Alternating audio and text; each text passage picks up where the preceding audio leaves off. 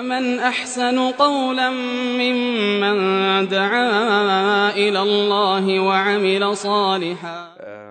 Let me begin my presentation by praising Allah subhanahu wa ta'ala, the One Mighty, the one who got us all together here to converse and dialogue and to talk to one another and to get to understand one another.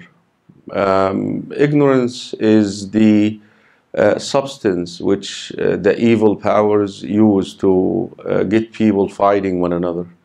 And when you know about other people, you will certainly understand that there is no need for resentment or hate, because God created us different. You know, God designed that. He made us different, and one way or another, you don't really choose your parents, you don't choose your place of birth, you don't choose the culture where you are brought up, and it affects greatly your character and your development. You don't choose that. You don't have any choice regarding that. Yes, later on you're supposed to navigate, because God given you the faculties and the understanding that you should navigate your lives in a way that pleases Him. But certainly there are some things that we have no control over. And you know, the best way to deal with this is to dismiss any preconceived notions about other people and begin talking to them and understanding what they are about, and hopefully this will make you comfortable with who they are and will make your experience pleasant. Yeah. I was asked to introduce Islam to you through the character of the messenger, Muhammad, peace be upon him. And I will do that in a very short time, but I really want to involve you in a conversation with me, question and answer. And I encourage all of you to just record these questions and keep them saved somewhere. And regardless of the nature of the question, I'm willing to answer any question that you have, including, are you a terrorist? I'm willing to address that today, and I will not be offended in any way. I understand the nature of that forum is educational, and everyone is entitled to, you know, receive an answer. And if I don't know it, I'll tell you I don't know it. But you know, something about me, when I speak, I do not I think you're entitled to learn about Islam beyond me. Beyond me. I'm just one Muslim. So I'm not here to preach to you who I am and what I personally harbor of beliefs. No, I am going to present you the beliefs of Muslims, so you understand the religion, not me. So normally I rely on the classical way of presenting the religion, which is, I will say this is in the Quran, which is the revelation, the book which we follow, or this is what the messenger said. Sometimes I may give you my personal opinion regarding the matter, but I will connect you or strive to connect you with the Muslims, with the religion, with the literature of the religion, not with me personally. So whatever I'm presenting here today is really Islamic views, not my personal views in a way. So his name is Muhammad, and again, he didn't choose his name, he didn't choose his place of birth. He is actually one of the offspring of a very known, highly regarded, respected character in Judaism, in Christianity, and in Islam. He's actually an offspring of Ibrahim. The biblical name Ibrahim, that's And if you go, if some of you, and I'm sure a lot of you have at least attempted to read the Bible, the Old Testament, the first book, the book of Genesis, at one stage, Ibrahim or Abraham had a wife whose name is Sarah. And Sarah was barren. She could not bear children for Ibrahim. And somehow they went to Egypt to get some provision because there was drought in Palestine. So they returned with a maid, an Egyptian maid. Her name is Hagar. So Sarah, out of the generosity of her heart, knowing that her husband is a prophet of God, a messenger, and normally, he wants to pass on that message of monotheism to the generation after him. And really the best person to instill that message in is your own child. So she knew that Ibrahim or Abraham is longing to have a son who can inherit his prophethood after him. So she said to him, marry my maid. I'm barren. Go into my maid and marry her. You may have the child you're looking for. So Hagar married Ibrahim and she conceived right away. She became pregnant and she delivered a baby boy called Ishmael. Later on, Sarah felt the jealousy, and her jealousy coincided with the command that came to Ibrahim from God to move Hagar and her baby to another location. And he chose that location to be Mecca, which is in Saudi Arabia. So Ibrahim took Hagar and Ishmael all the way to Mecca, and he placed them there. Of course, Ishmael married, that's where the Arabs used to live. He married from the Arab culture, and he taught them and Ibrahim the worship of the one God, and Muhammad is from that line. So if you trace back the lineage of Muhammad, it goes all the way to Ibrahim, meaning he is a brother of Isaac, because Ismail is the brother of Isaac. We understand that later on, because God wanted to reward Sarah for her compassion towards her husband and for her good heart, he actually later on given her a baby called Isaac. And Isaac and Ishmael are brothers. You see, from Isaac came Jacob, Joseph, Moses, Aaron, David, Solomon, Zechariah, John the Baptist, and Jesus. That's the line of Isaac. And we as Muslims, by the way, and some of you may be surprised, we actually believe in all these prophets and messengers.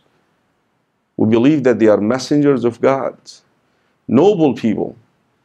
God chosen them in order to teach people the worship of one God and to be just and fair to one another, to treat one another with justice, with fairness, and to worship God alone.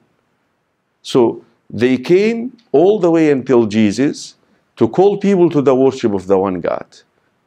Later on, God chose Ishmael with the final revelation through his offspring, and that was Muhammad.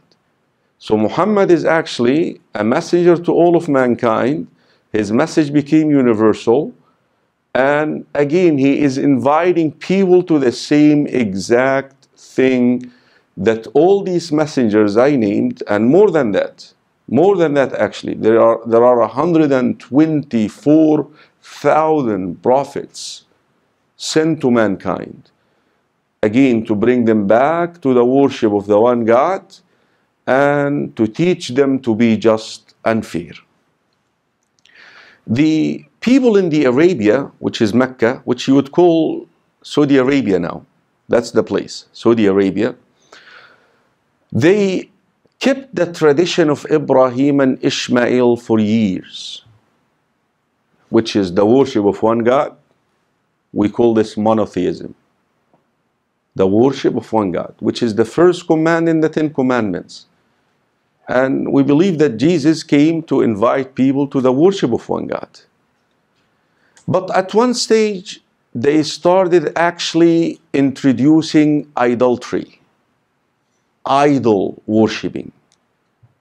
They actually started making shapes of gods. They placed it in front of them and they would pray to these gods. So right away, when this happens in a society, in a community, rest assured that injustice will spread.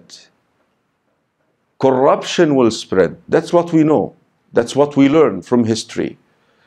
They started now, after committing that major act of disobedience, which is really denying the Creator his right to be worshipped, and giving that to created beings, idols which you shape with your own hands, then certainly corruption will spread. Imagine the top of the line of corruption in the Arabic community at this time, that when a father has his wife delivers, imagine this, and when he learns that the baby is a girl, he would take her alive and he would bury her alive. This is the top of the line. Add to killing, whims and desires, gambling, and, wickedness. A society that is consumed in their own desires and whims, and regardless how much it takes to fulfill this, we don't care. So Muhammad was brought up in that environment. It's a very weird environment. We believe that God fashioned and shaped us, that we're able to recognize what is right from what is wrong. And if you actually study the religion carefully, from Adam until Muhammad, it teaches something. And I don't know how many of you still recall that slogan that Microsoft introduced a while back, "Until inside." You still recall that? Until inside. Actually, inside every human being, there is that antenna that you can know where is the truth from falsehood. You know it, your sense. We call it fitrah. We call it inclination. That when you see the truth, you know it's the truth. This is the right thing. This matches. It's exactly when you go and buy end user software. And I'm trying to use some IT language here because I'm certain a lot of you are going for IT, even though you're sitting in what is it, sociology class, huh? But I know a lot of you are going into IT. When you go and install that software into your computer, what is the software looks for it to be installed? A matching what? Component in the CPU. For it, otherwise it's going to ask you to go and get it from the factory again. Likewise, Allah created us that we're able to recognize the truth. That's not right. How can you make sense of a God who's created like you? And you worship that God and you ask Him to help you? Does this make sense? It doesn't make any sense. God must be greater than this. God is the creator of everything. He's not created. God is perfect. All things which are created in one way or another are imperfect. They have some deficiencies in them. And this is why rational reasoning, you should not be doing this. So Muhammad found himself in that environment. He couldn't merge. He couldn't just mix with it.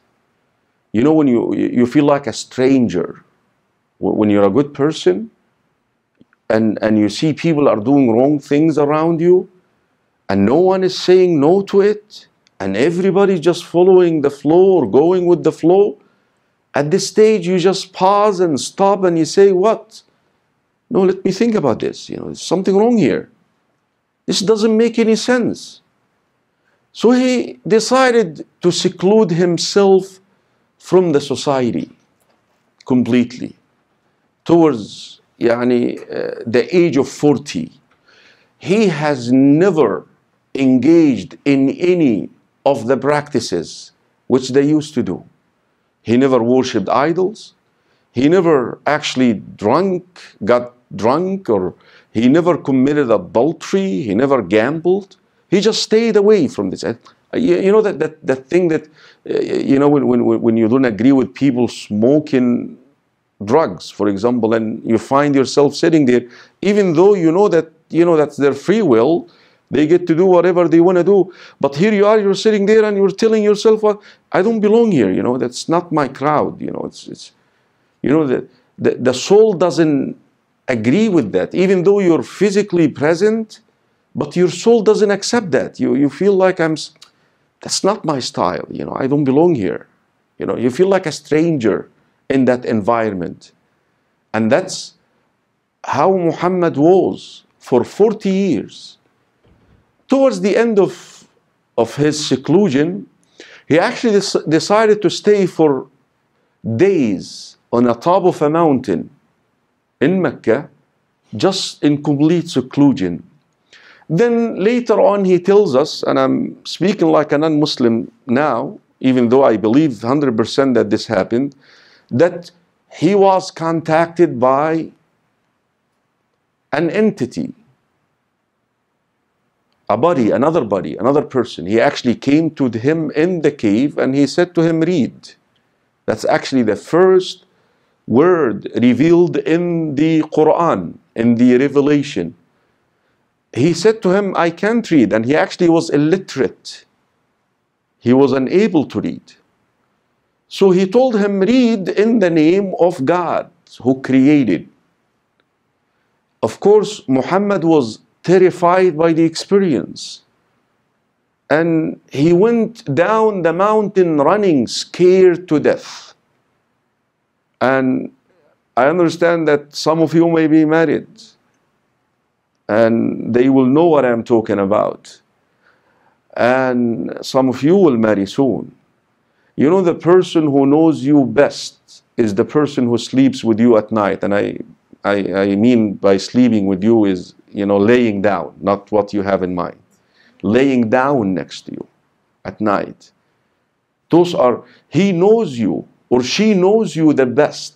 You can pretend out there in front of the people and introduce a character different than.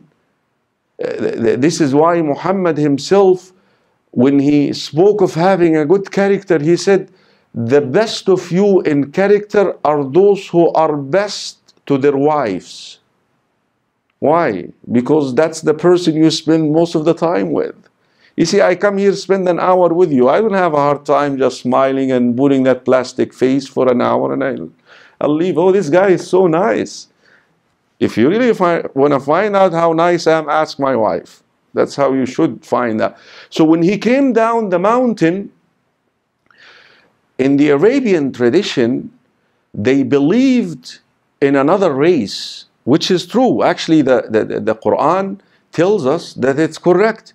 There is another race beside the angels, beside the human race, another race which we do not see, which is the race of Satan. They are called jinn. And a lot of these are evil spirits.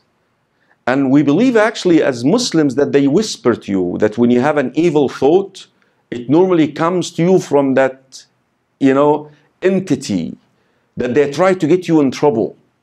They tell you go and steal that thing. Why don't you go and do that? We actually, you see, when you have a good thought, it normally is triggered or stemmed by an angel. But again, they don't act on their own. That's why we don't believe or we don't pray to the angels. They act upon the command of God. And that's why we just worship God, and God can direct these good forces to help you.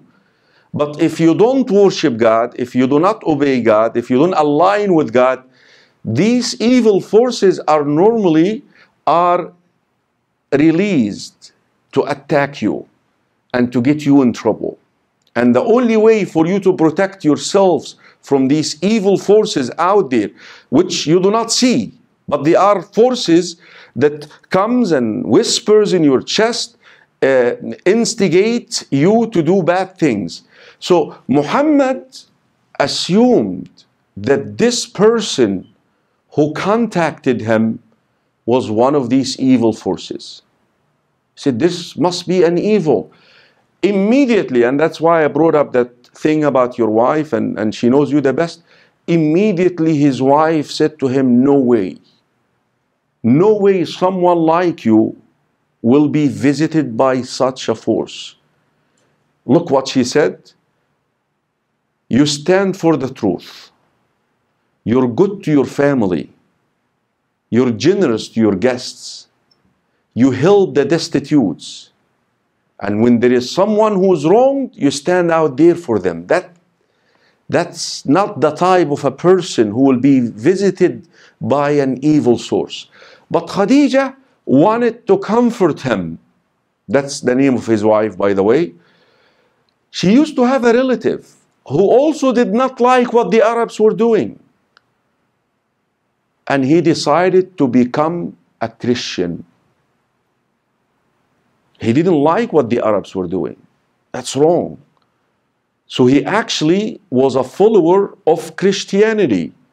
And he was very well informed of the Old and the New Testament.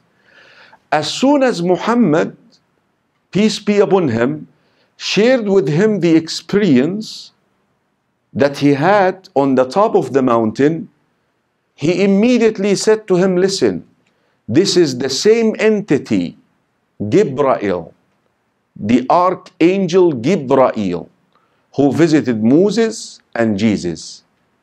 And I think you are the messenger that is prophesied in the Old and the New Testament, who will come out of the Arabs, out of the Arabia, out of the descendants of Ishmael. And you better be prepared, because you're going to face a lot of resistance, because you're coming to change society.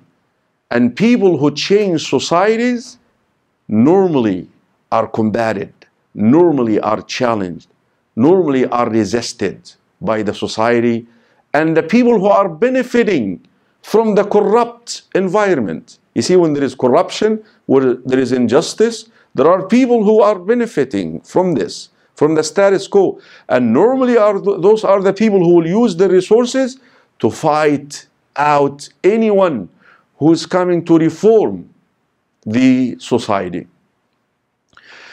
Muhammad, later on, he was commanded to go and let people know that worshipping idols is wrong. This is number one. You should worship the one and only, the mighty one, the one supreme God, that no one else is like him once it comes to his divine essence, once it comes to his names, once it comes to his attributes, once it comes to his action. And he started introducing God to the people, that these idols which you worship, which you make with your own hands, cannot be gods. It can't be gods, because they are created like you, and guess what? You're the one who created them. How can you worship something that you made with your own hands? It doesn't make any sense. But of course, in Mecca, in particular, this was a business. You see, it's very dangerous when religion is coupled with money. You know, when you have someone who is trying to guide people, and at the same time, it's a money-making And this is one of the unique things that we read about messengers and prophets like Muhammad. One of the things which they will tell the people, listen, I'm not doing this for work. I'm not asking you for anything. I'm not asking you for any income. Or we actually, in Islam, we believe that prophets and messengers are not to be inherited. The financials which they leave behind them are not to be inherited by their children. So the people also would not assume that these guys are just trying to accumulate wealth for their own kids. They are doing this purely for God, and no other incentive out there. So when you have Mecca at this time, they used to host actually 360 idols for each tribe in the Arabia. And imagine Muhammad, and the people would come every year, bringing money, bringing sacrifice to their idols in Mecca, in the place where Muhammad is to tell the people this is wrong. So of course he was faced with resistance out of this world. He was persecuted, him and his followers. He was actually beaten up. Some of his followers actually were killed. We as preachers in the Muslim faith, by the way, when we address our Muslim congregation right now at the era of Trump and the era of Islamophobia and the Islamophobes, we remind them with that era. We tell them, come on, look what your messenger was faced with. Look what your, the followers of the messengers were faced with. What's wrong with you? Can't you be patient? You have to be patient. You have to stay like this. But in any rate, at one stage, Mecca was not a good host for Muhammad and his followers at all. Look at this very interesting piece now. Jews used to live in a very wealthy place in the Arabia, a country called Yemen. Yemen. Who heard of Yemen? Still exists. Sheba. That's Saba. It used to be a kingdom at the time, and it used to be very wealthy. And they used to have a dam there, and the broke, and somehow they ran out of water. So Jews looked for a place to live in. Imagine this. And those were the most familiar people from the Jewish faith of the Old Testament. They chose a place in the Arabia, in the Arabian Peninsula, called Medina or Yathrib, because the description of that city fits exactly what they have in the Old Testament, that this is the place the messenger from the line of Ishmael will migrate to, because he will not be treated well in his hometown. They will expel him. They will fight him. They will actually try to kill him. And they actually tried to do this. So when they were living there, they would actually share that information with the Arabs, who would go every year, like I said a minute ago, in order to give respect to their idols in Mecca. Listen, guys, we're waiting for this messenger. He will come out and he will lead us, Jews. Of course, the Jews somehow assume that he's exclusive to them, that this messenger from the line of Ishmael will be theirs only, not a universal one. So Muhammad, peace be upon him, would take advantage of that season when all these tribes in the Arabian Peninsula would convene and gather to pay respect for their idols in the vicinity of Mecca. And he would go around and request any of these tribes to take him and host him and his followers, because they can do it here in Mecca, so that he can convey the message. Because his own people, his own family are not very welcoming of him. Coincidentally, there is nothing called coincidentally, but this is the decree of God. He ended up contacting the same people who used to live next to the Jews. And they always kept hearing the Jews talking about the time for this messenger to emerge is now. All the signs are there in the Old Testament and the New Testament about the emerging of this messenger, and he will migrate to that place. So those people, immediately when he addressed them, they said to one another, this is the messenger our neighbors, the Jewish community, are talking about all the time. And we better be fast in supporting him so he can help us instead of them. That's sometimes how things would work. They immediately offered him a place. He migrated, him and his followers, and he established the first Muslim entity in the face of this earth, in this town, which harbored Jews, some Christians, and Muslims. And they were living together under one banner. And there was no compulsion. And everyone is entitled to his right. Now, he is to defend that little entity if he is attacked. And this is why there is war in his biography. Is exactly when you attack a country, this country is entitled to defend themselves. And he did that. And that is why, but again, Islam teaches us the manners and the rules of engagements, even when you fight someone in a declared war.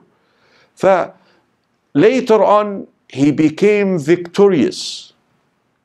He actually marched back to his hometown, and they all accepted Islam, and his religion became the predominant religion in the Arabian Peninsula.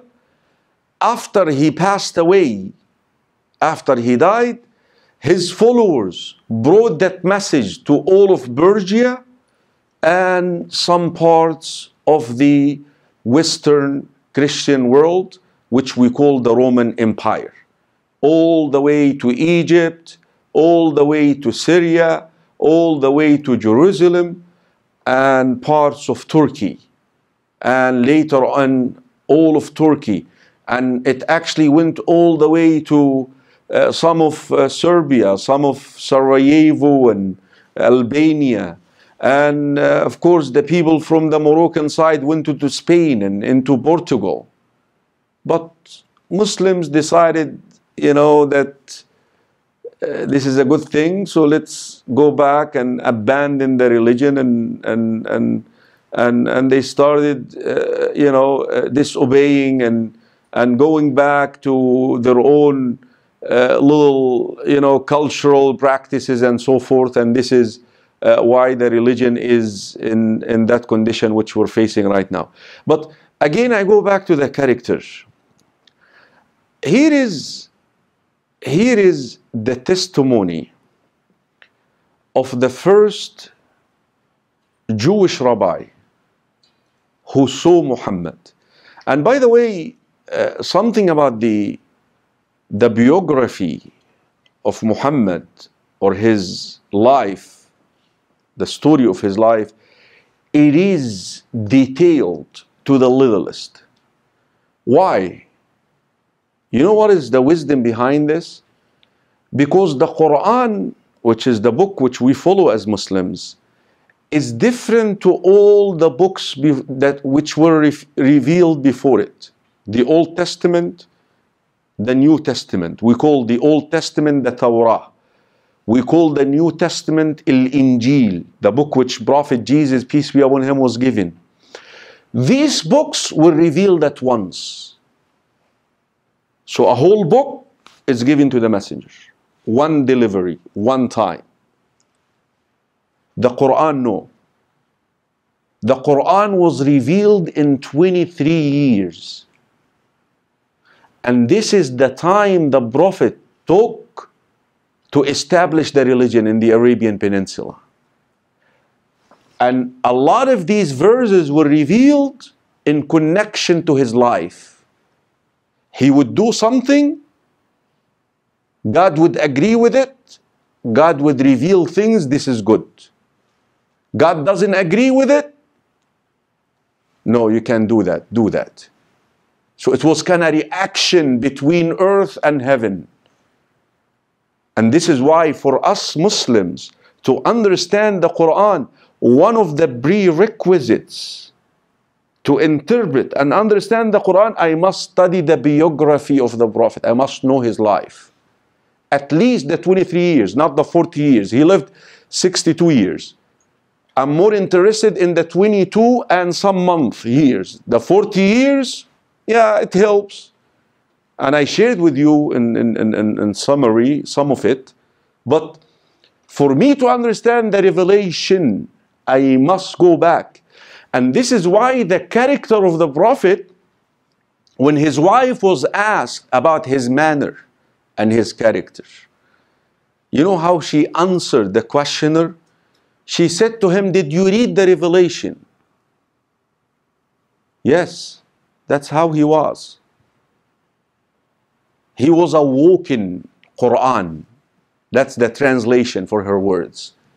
He implemented the revelation in himself that you could see the manner and the godly attributes. Of course, he is not divine. We don't believe that. He is a human being. And he is not to be worshipped beside God. He actually warned us against this. Because people would fall in love with his characters. Come on. I mean, who amongst you read the book of Michael Hart? You know, when he listed those 100 most influential characters in the face of in the history of humanity, he came number one. I mean, regardless of who Michael Hart is for you, but here is the testimony of the first Jewish rabbi. When the Prophet Mohamed migrated from his hometown to the place where he established Islam initially and became that entity. I don't want to use that word Muslim state, you know, because that word state is a, you know, is a very, you know, Muslim state is ISIS and all that stuff, you know. That's why I'm trying to, you know, I'm using the word entity not to scare you. It's like, you know, the media sometimes, you know, just get you, you know, and cornered basically. But the point I'm trying to make here, when he migrated, this man was the most knowledgeable of the Jewish community of the Torah. He immediately said, I want to go and check this man out. When I arrived, I found him surrounded by his followers. I looked at his face, and I can tell you that this is a face of someone who does not lie. His eyes are not the person who would lie.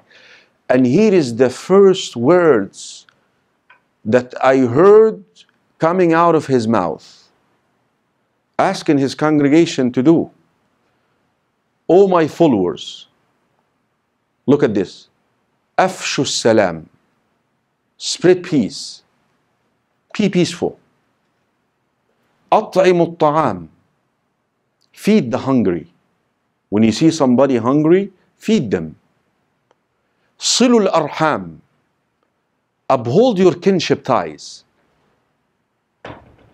And connect with God at night. Sallu bil layli wan nasu niyam. Pray at night while people are asleep. This will give you peace and tranquility in this world, and you will be admitted into the everlasting abode in the hereafter, which is, we call it heaven. This is the way to success. Imagine, this is what he heard. These are the words that came out of his mouth. And if you read his biography, when he was living in Mecca, And the word got circulated around the Arabian Peninsula. One of his disciples, who later on accepted the religion of Islam, by the way, his name is Abu Dhar. He was like him. He used his intellect, his reasoning, his inclination, and he said there is no way that God can be confined in that little rock which we shape with our own hands. But he heard that this man is calling to the worship of the Almighty. So he had a brother, and he called upon him and he said, my brother, I can't travel to Mecca because I have work to do. Can you do this favor for me? Can you go and watch this man who claims to be a prophet, claims to be a messenger? Just watch him. Who is this guy? He went and he spent 10 days like a surveillance camera watching him. You know, he went back to his brother and he submitted a report made of one sentence. I saw a man who is commanding good character. Good character. Be merciful. Be nice. Be merciful to your parents who brought you up in this world. Imagine a man came to him and asked him, who is the one person who deserves my kindest, best treatment? He said, Ummuk. Ummuk in Arabic, your mother. Then who? Ummuk. Then your mother. Then who? Ummuk. 3 times. Your mother. Then who? Then your father. Because this is the woman who brought you into this world. He tells us that if you can't be grateful to the people, how are you going to be grateful to God? We don't see God. We can't see God in this world.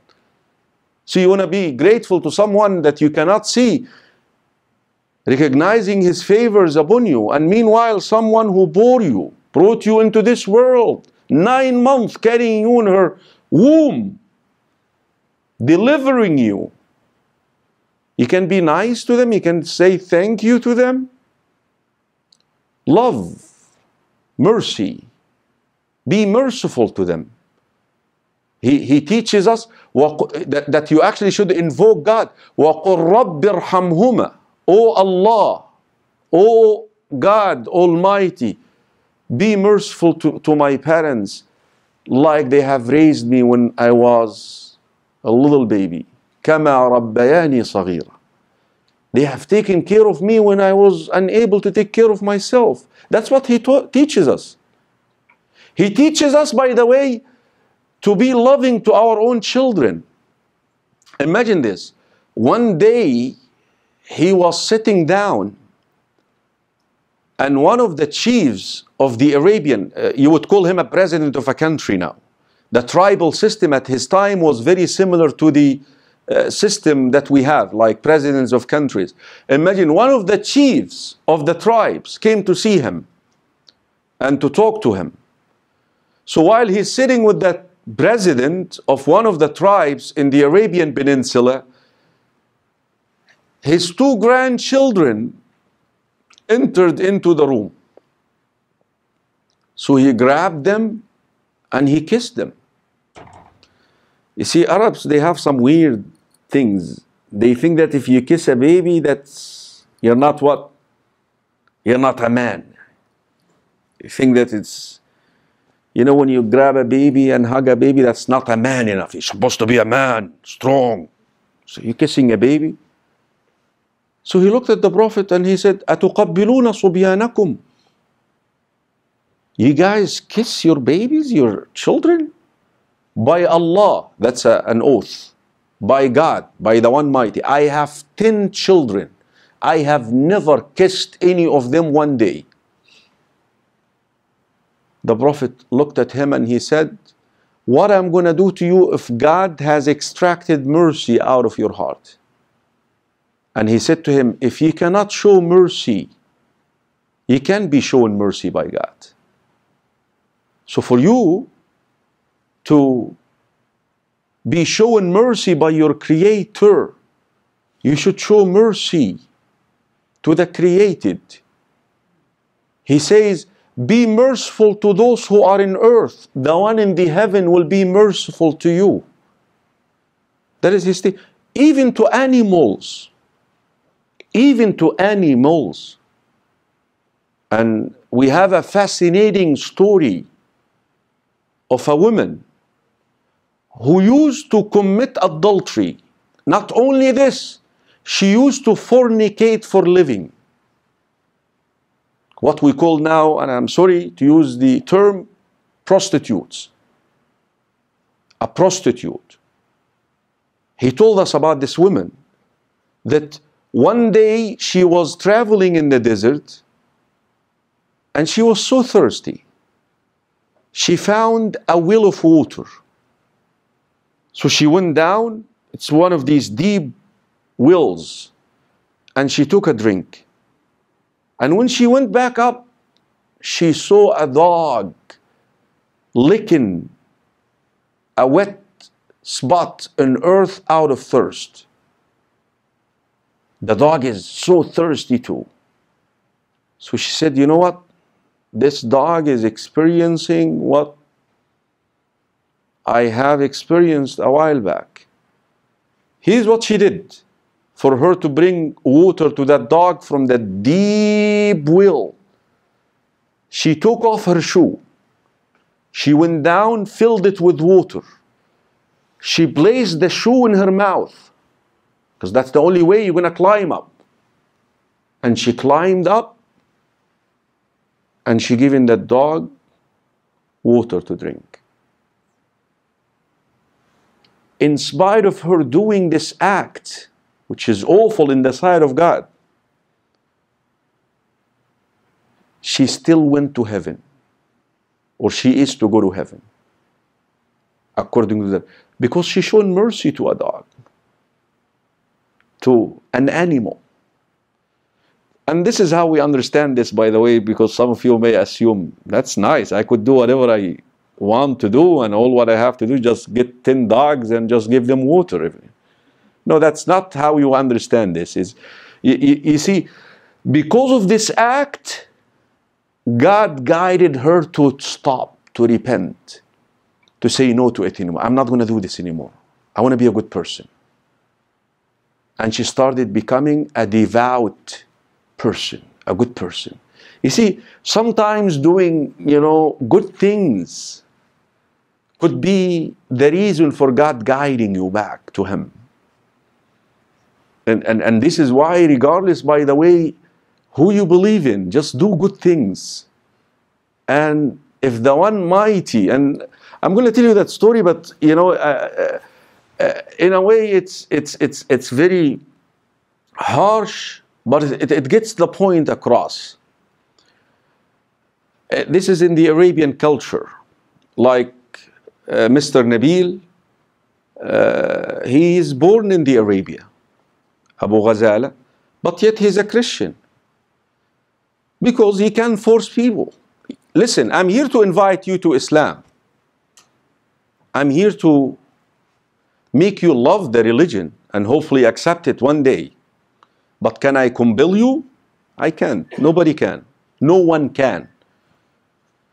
One of these scholars used to travel, used to wake up early in the morning and walk to the mosque to observe the first prayer, which comes maybe 45 minutes before sunset.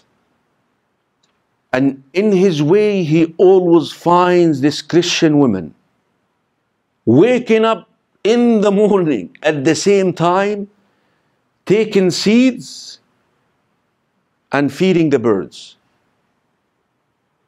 So every day this Christian woman would wake up at the same time. He's going to pray, observe the first prayer in a mosque, which normally comes right now at this time, by the way, around 5 o'clock in the morning. Imagine you have to leave bed something like 4:30 in order to make it to pray. So that early, you wake up that early, and he would find this woman feeding the birds. The man was fanatic, was one of these extremists, you would say. So he said, but that's what he believes. He said, listen, what you're doing is wonderful, but you have to believe in the one God for this to benefit you. And he would leave her. Every day he will tell her that sentence. And every day she will wake up to give seeds to the birds, food to the birds. Later on, years back, he is in Mecca. And every Muslim, by the way, if he is able to, has to go to Mecca once in a lifetime at least, if not more than that. So he was actually walking around the place, and he saw the same Christian woman there. That tells him that she became Muslimah. She became a Muslim. He immediately asked her, what brought you here? How come you're here? She said, you know what? Feeding the birds. So, this is what the Prophet teaches us. That be good to the creation, even to his enemies. During that phase when he was in his hometown, and they were persecuting, harming him and his followers, he decided, instead of staying like this, let me go to the other town and let me ask them to take me in. So he went there and he said to them, listen guys, my own people cannot help me. Not only this, they are actually harming me. Can you guys host me and my followers so I can deliver the message God given to me? Listen to this. He was physically abused, emotionally, psychologically abused.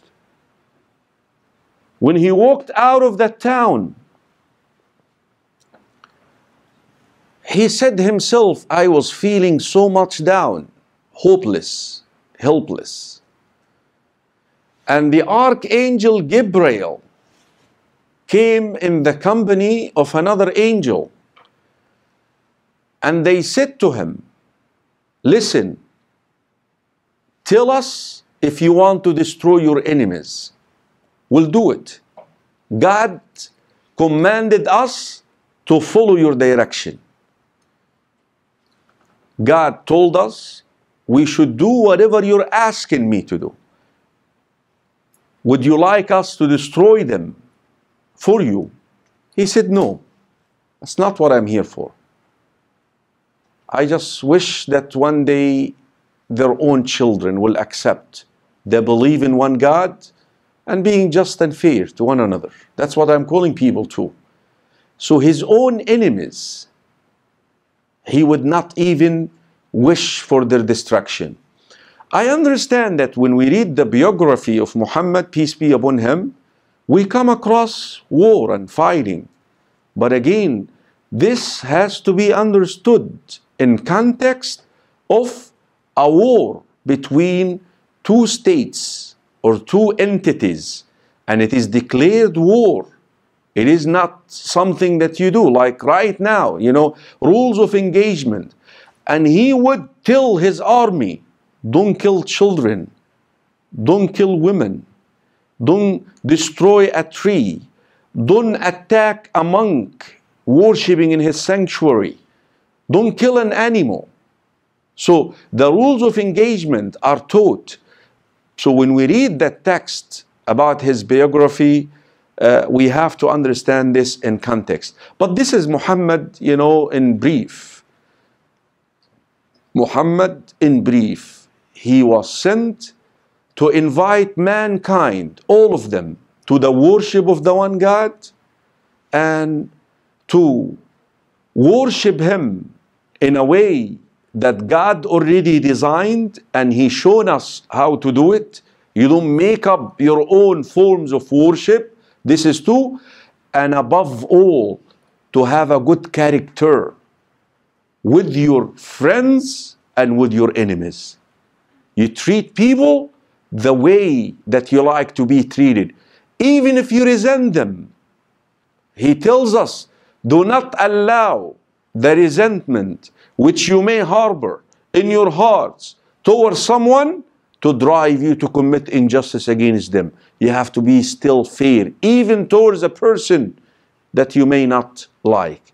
So this is Muhammad in brief, and I'm sure they told me I can speak as long as I want, but I always feel I like to be merciful to the crowd. I mean, here you are stranded and trying to get that extra credit. He taught me to be merciful. So I'm not going to abuse you, inshallah. God willing. من أحسن قولا ممن دعا إلى الله وعمل صالحا